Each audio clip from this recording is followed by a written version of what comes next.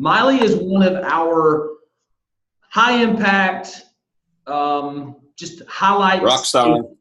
Rockstar agents, and we wanted to bring her on, and she's helped us before and she's helping us again just by exposing some of the strategies that she's tailoring and customizing to her business after using the Agent Leads University model of lead generation. And we're just going to talk through some of that today. I'm going to be here. We're going to be asking her questions and kind of fielding her tactics, and Sam's going to help us drive the interview. And Mylee's just going to drop gold nuggets. It's going to be a few minutes long here, so hang tight, stay tuned, and take notes. So, Sam, why don't you introduce Mylee formally, and then take off with the interview questions. Totally. So, hey, welcome everybody. Glad you're here. Like Josh said, get out something and take some notes. You're going to want to listen to Mylee. She's got a lot of things that she's doing that are working very, very well. And Mylee is in the Louisville, Kentucky market. So Mylee, tell us, just for some context, which office are you with, how long you've been in real estate, that type of stuff. I'm in the best office. I'm with Keller Williams, Louisville Highlands Market Center. And I just celebrated my first year being an agent yesterday. Woo. That's awesome. Cool. How many agents are at your office? I think we're getting close to 200, so it's still pretty small in comparison to some of the other brokerages here. Got it. Cool. What got you into real estate? Why real estate? Well, I have 4 kids, and I am 35 years old, and I know I'm not getting any younger, so I wanted to spend as much time as I could with my kids and have flexibility with them. Love it. Cool. So tell me, how many deals, and you're just starting your second year, how many deals are you projecting to do in 2018, approximately? Approximately 80. I just hired my showing assistant, and I'm super excited about that because her and I are going to just kick butt with all the leads that are going to be incoming. Awesome. So I'm going to ask you about that showing assistant later on, so we can understand kind of how that came to be. And you've been using the agent lead system how long? A year. Okay. So the whole time. Yep. All right, cool. So what we're going to do is I want to hammer down on some of your follow-up stuff.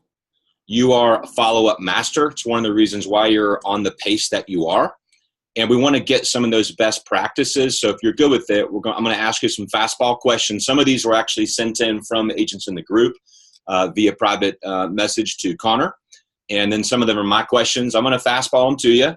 And then we'll finish with some fun questions. I'm going to bring in some Gary Vaynerchuk quotes because he's all over the real estate space right now. So walk us through, first of all, which ad funnels from the ALU system are you using and how? Because in some of the interactions I've had with you, I've come to understand that you're using a couple different ad sequences, a couple different of the campaigns modules, kind of strategically. So walk us through just high level, which campaigns you use when and how, etc. Sure. So at the beginning of the year, last year, I used the select inventory ad funnel, and that has been just really successful as far as just bringing in a high amount level of leads in automatically so that you could just kind of start your year more stronger. I'm going to always use that. I recommend it for every single agent. And then strategically, I use the open house campaign and I use the existing inventory campaign. Those are they've been just vital for my listings. Got it. So you're using select inventory to essentially stuff the pipeline. Do you leave that running like it for a month at a time, weeks at a time? Kind of talk about your intervals on the select inventory specifically. Yes. So I just let it run for like a week at a time just to see how things go. I might let it run for 2 weeks, but that's probably max for me just because I'm a solo agent. But now that I have my showing assistant, I'll probably run it every week. Got it. Okay, cool. So you're using select inventory, you're filling up your pipeline and generating new buyer and new seller opportunities, correct? Absolutely. Okay, cool. And then walk us through open house next. How do you run that ad? And also, are you getting additional buyers and sellers from open houses? So I have found that I actually get stronger, more serious buyers and sellers through open house and existing inventory, surprisingly, because people are looking at actual homes that I'm selling and they're asking questions about it. They want to meet up. They want to meet with me at the home to see it. I'm gaining buyers through that. I'm also getting sellers who are wanting to buy the house, but they want to sell their house first. And a lot of times it just ends up that they don't even buy the house, but that was a way in for them. Not only do I use the open house campaign ad for, doing open houses, but I actually use the same funnel just to generate like leads as far as like meet and greets. So what I mean by that is I will go to like a restaurant or like a dessert shop, and I will set the date. I'll run the open house campaign for it. And a lot of people show up just to meet me, mainly because there's an incentive of food with it, but they also have to get my business card in order to get that free item. And so that totally has been like extremely successful, just getting face to face with people. I love it. So I'm thinking high level, and you're basically laying a bunch of groundwork with the select inventory, which does a large blast, fills up your pipeline.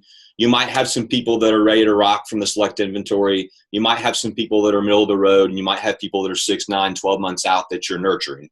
Yep. But then you're supplementing that with open houses of your own listings, which I guess you could do if you didn't have any listings, you could do it for somebody else's and just hustle something. Yep. And then you're using your existing listings that you get, and you're running that. So you're using 3 funnels strategically, all with the same goal though, right? Which is filling your pipeline. But what you're saying is there's people that are at different places in the buying cycle coming through those funnels. Yep. All right. Love it. Cool. Wow. That's gold. So if y'all are listening to that, like think about that for a second. She's running a Facebook funnel, 3 different types. It's all the same goal. She wants more leads for her business. But those 3 different types of funnels that are all really, really simple, they're all in the training center, can potentially catch people at different times in the buying cycle. So she's filling her pipeline strategically. It's pretty cool. All right. Walk us through your follow-up. It's no secret, that you're really, really good at follow-up, which is awesome. So when you get a lead, whether it's any of the funnels that we just talked about, walk us through your process of what you do when the lead comes through to your inbox or whatever. Biggest number one takeaway with this is speed. It's so important to respond immediately. Whether you text or direct message, I think it's like the most, I got a call coming in, just a second. That's right. Whether you get like on their Facebook and direct message them, or you get on their Instagram and follow request them, it's important to do all 3. Okay. I do all 3. I think it's been the most successful for me instead of giving them calls. Got it. So all 3, let's make sure people know what those are. First is text message on a phone, right? Yep. Second is you friend them on Instagram. Yep. How do you find them on Instagram? Are you just searching their name? I just search for their names. Okay. Or sometimes their emails, because you're going to get their emails. You get their phone numbers whenever they opt into your funnels. So you have all 3 to look at that you can search with. So you're taking their email, their name from the lead that you get. You're going to Instagram and you're literally punching that in, and then you're just looking through and finding that person if you can. Yep. All right. So text, Insta friend, and then once you friend them on Instagram, are you sending them a direct message there? Absolutely. Okay, cool. And then Facebook is your third, which is the same as Instagram in the sense that you're putting their name in Facebook, you're finding the person, probably matching the city name or whatever, looking for the photo, and then you're friending them. Yep. Got it. And do most people accept your friend requests? Absolutely. All the time. All right. I've not gotten one rejection. Got it. Cool. Which makes sense. If they opt into your funnel, most of the funnels, everybody gets bum leads here and there, but your funnel is personally branded to you, right? So that's why it makes sense, everybody, that when you send that friend request, they're going to be okay with it probably, especially if you do it quickly. So Mylee's saying speed, because if you do it fast, then it's going to make a lot of sense. Like, oh, that's the thing I just clicked on and responded to. So cool. So that's a really clear follow-up process. Here's a question. Do you have that process written down? Me? Yes. Yeah. Of course. You got it. Okay. I just wondered. Okay, cool. And then how many touches will you typically give one lead? So if you got a lead today, what's kind of your typical, how many touches do you make? And at what point do you say, okay, this person's ready to rock versus this person's a couple months out versus a year versus they're not worth any of my time. They're out of my database. Yep. So typically every single lead will get 36 touches. I don't care if you're annoyed by me, you're going to get 36 touches. And that could be through email. It could be through Facebook Messenger or Instagram. Yeah. I will also call eventually, but they will hear from me at least 36 times. Now, if I don't, what I call a dead lead is someone that absolutely just doesn't respond after 36 times, or someone that just says, I really am just not interested, which I don't really get a lot of. So, okay. So 36 total touches across all those channels. Yep. That's awesome. Wow. All right. That's huge. And how much of that is automated versus manual? I would say at least, I would say I only do like maybe 10 manual. Okay. So 10 manual, the rest is automated. All right. Yep. That's huge. 36 touches. Let's just call it 60%, give or take, is automated. The rest are manual. Yeah. And your first touches, your fastest touches, are those the manual touches? Yes. Got it. Which is important, I think, because you're putting what I call the white glove approach on your first most important touches. First impressions are everything, etc. Cool. All right. Absolutely. Yeah. So walk us through if you friend them on Instagram or Facebook or you text them, walk us through, this is important if you're watching, like walk us through how you get that person to an appointment where you're like, now you've taken an online lead to an offline, or I'm going to go meet this real human being in person, show them a house, sign a contract, close a deal, do a listing presentation. Like, what are you saying to get them to a house? How do you transfer from text to appointment? I immediately text. I let them know. I just do whatever I can to get them to talk to me. A lot of people just don't like phone calls. So I honestly have like long conversations via direct message or via text messaging. Now, if I get them, what I normally do is just send them out a message, a very short and simple message that says, hey, this is Mylee with Keller Williams. You've got a general list of homes coming to you any minute now. But I just wanted to clarify, like, what zip codes were you wanting to really get into? Give me a call. Or I'll say, hey, I just wanted to ask you a couple things. Can we chat right now? And I just get really quick responses from that, just being really like general.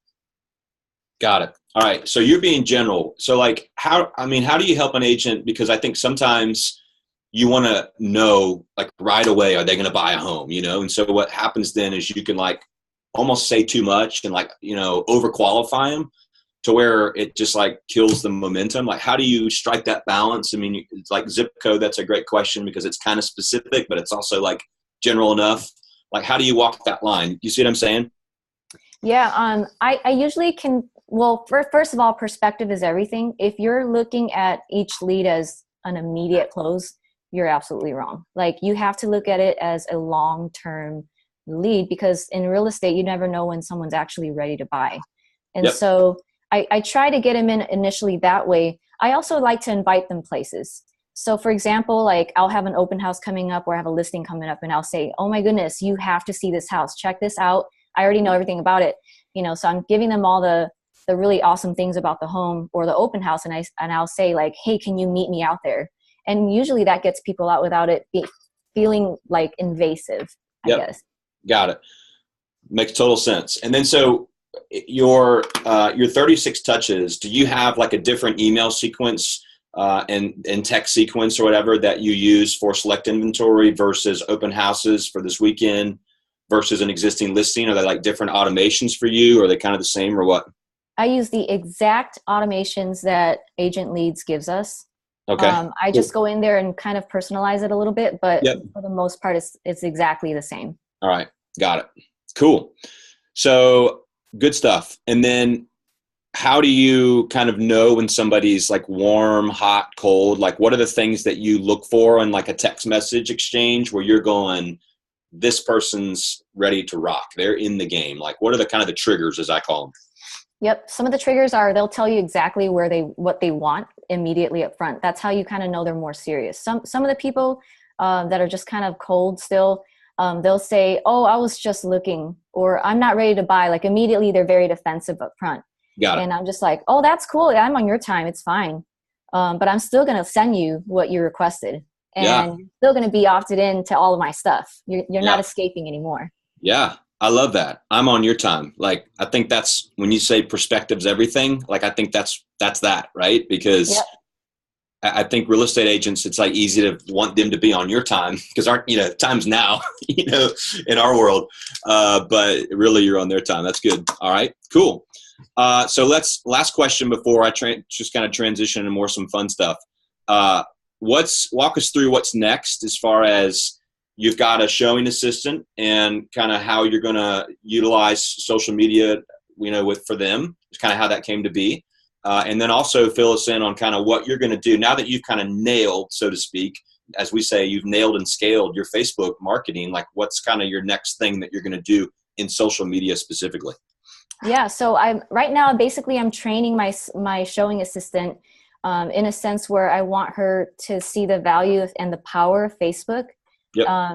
So that's kind of what I'm doing with her right now. And I really want to give her some of my leads and let her kind of, sort through them and make those calls, make those text messages. I'm really encouraging her to utilize everything because traditionally real estate agents will just do phone calls all day long. But this time the leads are coming to me. And so I can literally hand it over to her and be like, hey, text all these people. She was a little bit like, whoa, just text? Yeah, just try it out. Text. It's less invasive. I promise you, you're going to get way more than you thought. My next things that I'm kind of working on this year would be like really like diving into the resources that AOU has offered. And I want to run several ads using almost everything on there. I want to incorporate video a lot more. My plan is I know it's going to sound crazy, but my plan is to do 300 videos this year. Wow. So cool. That's awesome. Yeah. Yeah. So you haven't done any video to date, really? Most of your ads have just been... I have, but they're not. I've been real camera shy, and I wasn't comfortable. I would say the one thing I regret not doing is getting comfortable with the camera and getting comfortable with my phone. Like no matter where I'm at, I should be showing what I'm doing. People really they get to know you that way. And so videos wouldn't I want to do 300 videos. Part of that is like YouTube videos. The other part of that is just me going around showing what I'm doing. Yep. Got it. Awesome. Cool. So here's some rapid fire questions. Okay. And then we'll finish up and really appreciate your time. How do you answer the question, what's your secret? Yes, I hear that so often, and it cracks me up because I'm like, what secret? Everything I'm doing is what I've learned. I guess the secret sauce is be resourceful, but also be yourself. AOU has done a great job of laying out a foundation for us agents to utilize. You guys have tested these things, you've marketed everything, you know that it's going to work. And we really we just shouldn't be afraid to spend the money for the ads. We should also not be afraid to utilize it and also not be afraid to invest in ourselves to see how our personalities can be a creative twist to these advertising. Got it. Be resourceful, be yourself. Love it. All right. Next question. What are 3 things, just kind of first things that come to mind, 3 things that you think holds back agents from converting online leads? I really think a lot of agents just can't get out of the bubble of how things always were done. But it's super important for you to adapt to what's around you. And part of that is tapping into that resource. A lot of agents don't want to do that because it's uncomfortable. And I'll say go and do it and fail a bunch of times and then get up and do it again. And you'll get comfortable with it. Yeah, love it. All right, awesome. What advice would you give to a brand new agent in real estate that's just getting rolling, and maybe an agent who's been in the game for a while, but things have slowed down, they're frustrated, they feel stuck? What's your advice to those 2 people? It's going to be the same advice.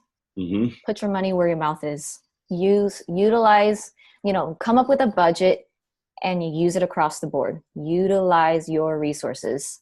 Yep. Love it. All right. Last question. I'm going to finish with a quote from Gary Vee and just get your comments on it. Gary Vee, he just did this real estate conference and he's getting a lot of publicity right now. He's got a lot of really great quotes. One of his quotes actually is something you just said. He says, adapt, don't complain. If you're a real estate person, which is what you just said. Adapt, don't complain. Yep. But he says automation is not the answer. It's what he told real estate agents about a week ago. Automation's not the answer. What does that mean to you? Because you utilize a lot of automation, but he's saying it's not the answer. What does that mean? To me, it means it's not everything. Like that's a bonus tool, but it's not you. So you still have to do you. You have to go out there. You have to talk to people. You have to get people to know who you are. And so automation is just a bonus tool. Love it. It's a tool. It's not you. That's great. Yep. That's great. That's fantastic. All right. Thank you so much. Of course. Absolute gold. Rhodes? Mylee, I have absolutely nothing to add to this interview because I'm not going to try to be egotistical to think I have more knowledge to supplement what you've said. So we're just going to close it out and let people comment or question if they need to, and just help us answer questions if people have them. We'd love your participation in the hub, and I'm going to close us down. Thank you so much. Yep. See you guys. Thanks, Mylee. Take care.